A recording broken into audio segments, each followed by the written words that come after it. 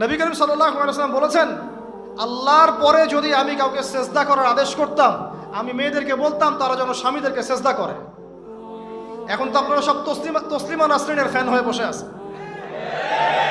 ওরা আপনাদেরকে brain wash করে দিয়েছে। সব ক্ষেত্রে সমান অধিকারের কথা আপনাকে কে বলেছে? কোন কোন ক্ষেত্রে আপনাকে অগ্রাধিকার দেওয়া হয়েছে। আপনি খুঁজছেন সমান অধিকার, আর ইসলাম দিয়েছে অগ্রাধিকার। কত বোকা আপনি! কোন কমন সেন্স নাই, ননসেন্স। বাসায় ঘরে ঘরে প্রবলেমসগুলো চলতেছে, ঘরে ঘরে। কেন এত বেসবর? কেন এত আনুগত্যহীনতা? কেন? কথা শুনতে হবে, মানতে হবে, বিশ্বাস করতে হবে। সম্পর্ক শুধু ভালোবাসার বলে টিকে থাকে না। সম্পর্ক টিকে থাকে একে অপরের বিশ্বাসের ফলে, একে অপরের শ্রদ্ধাবোধের উপরে, একে অপরের সম্মান বোধশক্তির উপরে। এগুলোর উপর সম্পর্ক টিকে থাকে। সৌন্দর্য, ভালোবাসা তো আজ আছে কাল নাই।